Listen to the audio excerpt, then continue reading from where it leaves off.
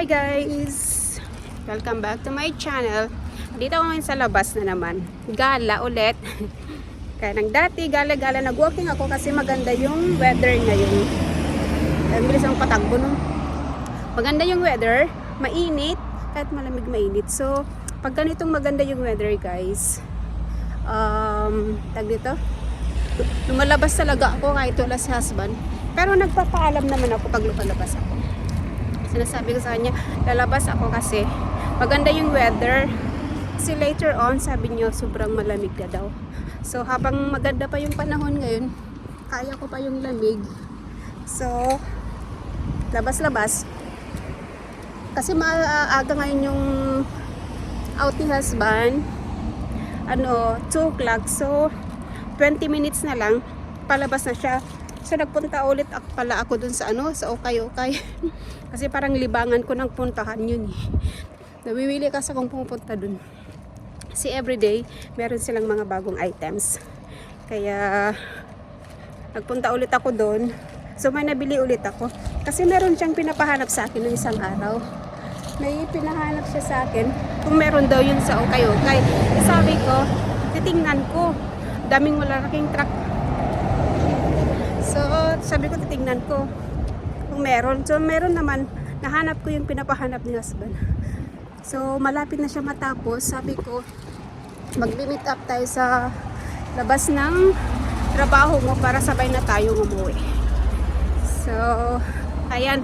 Palakad na ako. Papunta na ako dun sa sa working area niya. Tapos, yun, sabay na kami umuwi. Pero dadaan pa pala ako dito sa tindahan dito kung may mga sale sila. Tingnan ko kung may mabili ako dyan. Or, dito na siguro ako dadaan para diretso na sa kanya. Pala, diretso na ako sa trabaho niya. Sabi na, hindi, daan muna ako dito sa shop. And then, saka na ako pupunta sa kanyang work. Titingnan ko kung may mabili ako dyan. So, ayan guys. Naantay ko yung husband ko dito sa labas ng clinic. Kasi patapos na daw siya. Nagantay muna ako dito sa may bus station. Ayan, ganyan yung bus station nila. Hindi ba bus station? Yung parang bus depot yan. Sa loob ng na yan, ng kahoy na yan, bus depot yan. Dadaan dito yung bus. Tapos, dyan yung mag-antayan ng passenger. Pakita ko sa inyo yung loob niyan. Yung kahoy na yan. So, yan yung clinic, guys. Diyan si husband manggagaling. Antayin ko na lang dito. Makikita niya ako. And then, dito yung yan, ganyan yung antayin ng bus. Kahoy siya. Kaya hindi siya malamig sa loob. Mainit siya sa loob. So, diyan manggagaling yung bus. Daming tao dyan, Yan yung mga naka-red na yan. Ay, yung mga naka-green na yan, guys. Naglilinis sila. Nag-iikot sila, sila. Naglilinis sila. And then, meron dito, guys. Dito, makikita mo yung, schedule ng bus. Yan. I-scan mo yan para malaman mo kung anong oras darating yung bus. Ayan. Marami naman silang trips kaya marami kang choices kung anong oras mo gustong sumakay. So, dyan lang sa amin guys. Yung street na yan, dyan yung papunta sa amin. Papunta doon sa likod. So, antayin ko lang si husband. Sabi niya kanina 10 minutes. So, mga 5 minutes na lang. Kasi nasa pharmacy daw siya. So, mag-antay muna tayo dito sa loob kasi giniginaw yung aking tenga. So, parang makulimlim ngayon. Sabi ko kaya husband, bilisan niya kasi baka maulanan kami pa uwi. Kasi makulimlim na. Di kagaya kanina nung naglalakad ako. Mahangin, maaraw. Ngayon medyo makulimlim na guys. Dito pa naman napaka-unpredictable yung nila. Pag makulimlim talagang iuulan niya yan. So, saan ba itong si husband? Daming mga sasakyan. Dito ako sa labas para makita niya ako pag palabas siya ng pharmacy. Sa pharmacy lang daw siya Ewan kung dyan siya. Sa pharmacy or sa kabila. Pero sabi ko nandito ako sa may bus area. Sana hindi yung sa kabilang pharmacy siya na bumili ng gamot. Kasi masama daw yung pakiramdam niya. Sabi ko, mag-ano ka na lang, mag-rest ka na lang. So wala siyang workout today. Magre-rest siya kasi masama daw yung pakiramdam. So nandun daw siya sa pharmacy, bili ng gamot. And then pag uwi namin, magluluto ako ng pagkain namin. So meron pala ako nabili ulit sa Okay guys. May nabili ulit ako. Mura lang naman.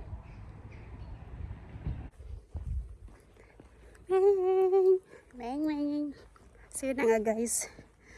Pauwi na ako. Nauna nasasawa kasi nagbook pa ako ng laundry kasi maglalaba ako this time ng bedsheet. So sabi ko, mauna ka na sa bahay. Tapos mag-book ako ng laundry. Tapos yun kanina, anong galing siya sa work, nag-grocery kami. Nag-grocery muna kami and then yun, umuwi na kami. Pero nauna na siya. Dito na siya sa bahay. Hi guys! Dito na ako sa loob ng bahay. And nag-rest na naman si Mr. kasi masama talaga yung pakiramdam niya guys. Parang kaso. So, pakita ko lang sa inyo yung mga pinamili namin ngayon sa tindahan. So, alam niyo to guys, itong paper bag na to, free ito. Palagay ng basura. So, dito sa Sweden, marami silang free na ganito sa mga store dito. So, pwede ka lang kumuha. Pwede kang kumuha ng 3 bag or 2 bag. Ganun. Depende sa gusto mong kunin. So, ito lagayan ng basura namin. So, ito yung ginagamit namin. Lagayan ng basura. Then, natatapon namin dun sa big storage ng basura. So, ayan. And then, ito bumili kami ng fish fillet. Ayan. And then, sausage. Sausage, guys. And then, bumili kami ng eggs. Ayan, may eggs kami. Kasi, morning, yan ni asawa. Then, yung favorito niyang hard bread. Lalagyan niya ng cheese and butter, guys. Then, bread. Kasi, bumili kami ng sausage. Lalagyan namin itong bread. Ayan. And then, yung aking sliced bread. Ito ilalagay ko ito sa freezer, guys. Kasi meron pa akong bread doon. So, ilalagay ko ito sa freezer para pag kailangan ko ng egg, ilalabas ko na lang. Si asawa, hindi siya kumakain ng white bread kasi nagre-reduce siya. And then, yung lettuce for salad. And then, yung Caesar salad dressing. Ayan, sa salad ni asawa. And then, oil. Kasi ubos na yung aming oil. Then, rice. Ayan. Medyo to guys, brown rice siya. Kasi ubos na kasi yung aking rice. So, bumili ako ng rice. And then, cheese. Lagi kaming may cheese. Hindi kami nawawalan ng cheese, guys. Kasi nga yung husband ko, usually ito yung ginakain niya pag yung parang gutom siya. Gusto niya kumain. So, yan yung kakainin niya. And then, yun, tomato crunch. Ayan, itong ginagamit ko pang luto. Instead na yung fresh ang ginagamit ko, ito yung ginagamit ko, guys. 2 yung binili ko. Mas maganda to kasi yung fresh tomato. Yung fresh tomato yung nagagamitin ko sa salad. And then butter. Yan, lagi din kaming may butter. So, ito yung hindi nawawala sa bahay namin, guys. Butter and cheese para sa bread ni husband. And then, bumili kami ng pizza. Ayan, bumili kami ng pizza. Kasi para hindi na daw ako magluto. So, ito yung kakainin namin ngayon. So, meron pineapple and cheese. And then, ito yung kebab pizza. Ito Hawaiian pizza pala. Ayan, diba?